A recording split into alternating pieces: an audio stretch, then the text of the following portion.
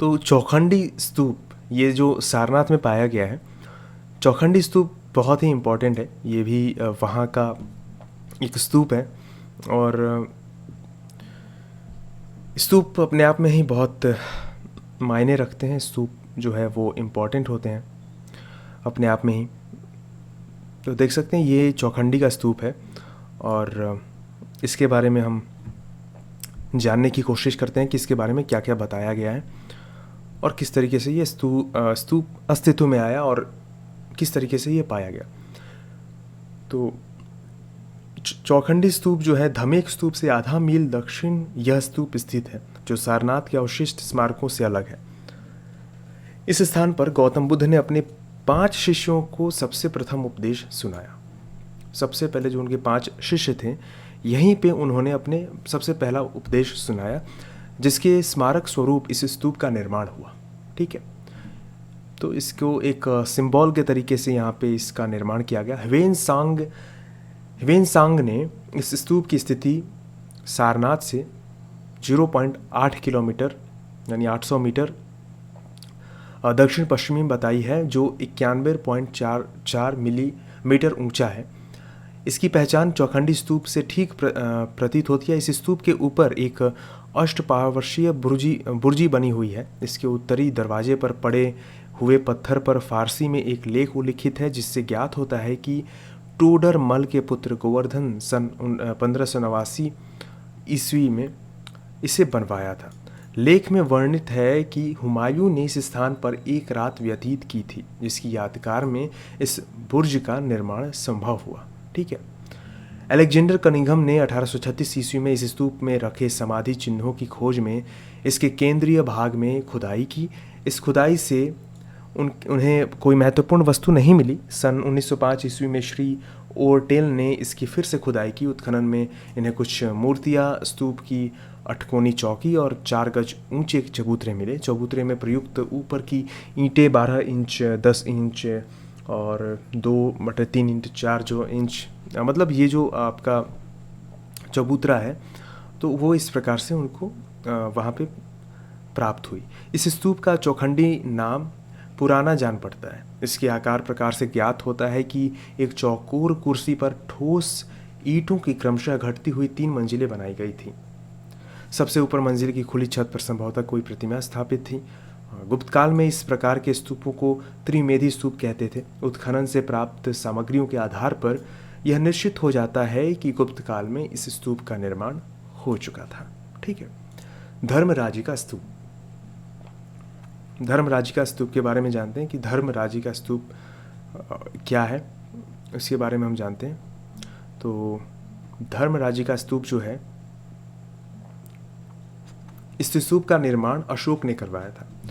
धर्मराजिका स्तूप का निर्माण जो था वो किसने कराया था, तो वो कराया था अशोक ने। ठीक है, धर्मराजिका स्तूप, इसका जो फोटो है आप देख सकते हैं, ये कुछ इस प्रकार से दिखता है। क्यों नहीं रहा?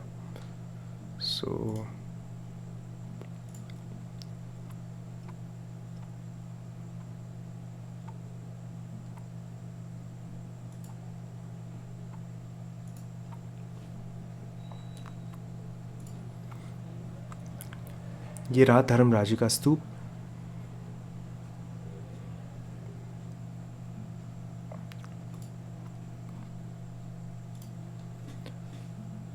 तो इस स्तूप का निर्माण अशोक ने करवाया था। दुर्भाग्यवश 1794 ईस्वी में जगत सिंह के आदमियों ने काशी का प्रसिद्ध मोहल्ला जगतगंज बनाने के लिए इसकी ईंटों को खोद डाला था। खुदाई के समय 8.23 मीटर की गहराई पर एक प्रस्तर पात्र के भीतर संगमरमर की मंजूषा में कुछ हड्डियां एवं सुवर्ण पात्र, मोती के दाने एवं रत्न मिले थे, जिसे उन्होंने विशेष महत्व का नाम न मानकर गंगा में प्रवाहित कर दिया। यहाँ से प्राप्त महिपाल के समय 1026 ईस्वी के एक लेख में ये उल्लेख है कि स्थिरपाल और बसंतपाल नामक 2 बंधुओं ने धर्मराजिका और धर्मचक्र का जीर्णोद्धार किया। ठीक है,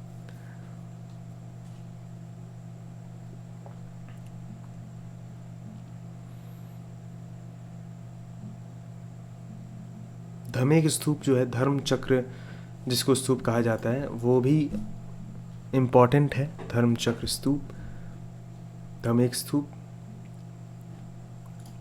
तो आइए जानते हैं धमेक स्तूप के बारे में कि धमेक स्तूप क्या है, इसका जो ये कैसे अस्तित्व में आया, ये एक्चुअली में इसकी खुदाई किसने करवाई और एक्चुअली में इसकी खासियत क्या है, इसकी विशेषता क्या है। यह स्तूप एक ठोस गोलाकार बुर्ज की भांति है, ठीक है। इसका व्यास 28.35 मीटर यानी कि 93 फुट और ऊंचाई है 143 फुट, यानी बहुत ऊंचा है। तो इसका घेरा सुंदर अलंकृत शिलापट्टों से आच्छादित है। इसका ये आच्छादन कला की दृष्टि से अत्यंत सुंदर एवं आकर्षक है। अलंकरणों में मुख्य रूप से स्वास्तिक, नाध्यावर्त सदृश विविध आकृतियां और फूल पत्ती के कटाव की बेलें हैं। इस प्रकार के वल्लरी प्रधान अलंकरण बनाने में गुप्त काल के शिल्पी पारंगत थे।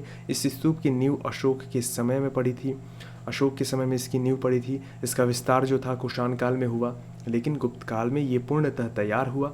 ये साक्ष्य पत्थरों की सजावट और उन पर गुप्त लिपि में अंकित चिन्हों से निश्चित होता है। ओके, तो कनिंघम ने सर्वप्रथम इस स्तूप के मध्य खुदाई कराकर 3 फुट नीचे एक विशाल शिलापट प्राप्त किया था। इस शिलापट पर 7वीं शताब्दी की लिपि में ये धर्म हेतु प्रभाव मंच अंकित था। इस स्तूप में प्रयुक्त ईंटें जो थी वो थीं,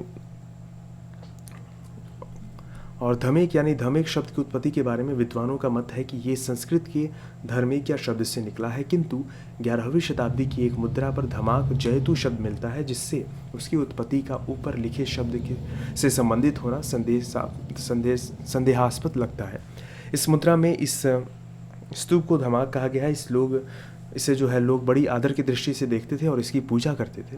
कनिंघम ने धमेक शब्द को संस्कृत में धर्मोपदेशक का संक्षिप्त रूप स्वीकार किया है। उल्लेखनीय है कि बुद्ध ने सर्वप्रथम यहाँ धर्मचक्र प्रारंभ किया, अतः ऐसा संभव है कि इसी कारण ही इसका नाम धमेक पड़ा हो। ठीक है, तो ये था हमारी जो नॉलेज, हमारी जो जानकारी थी वो स्तूप के बारे में थी। हमने धर्मराजी का स्तूप के बारे में जाना, और मूलगंध कुटी विहार ये भी है एक, यहाँ पे एक कुटी विहार है जो कि यह विहार जो है धर्मराजी का स्तूप से उत्तर की ओर स्थित है। पूर्वाभिमुख इस विहार की कुर्सी चौकोर है, जिसकी एक भुजा 18.29 मीटर है। 7वीं शताब्दी से में भारत भ्रमण पर आए चीनी ह्वेंग सांग ने इसका वर्णन 200 फुट ऊंचे मूलगंध कुटी विहार के नाम से किया है। इस मंदिर पर बने हुए नक्काशीदार गोले और नत्तुदार ढलाई, छोटे छोटे स्तंभों तथा सुंदर कलापूर्ण कटावों आदि से ये निश्चित हो जाता है। हालांकि ये थोड़ा कम इम्पॉर्टेंट है, इसलिए हम इसको स्किप करेंगे। बाकी आप पढ़ सकते हैं इसको, इसके बारे में जान सकते हैं। तो ये था इस वीडियो में हमारा जो हमने जाना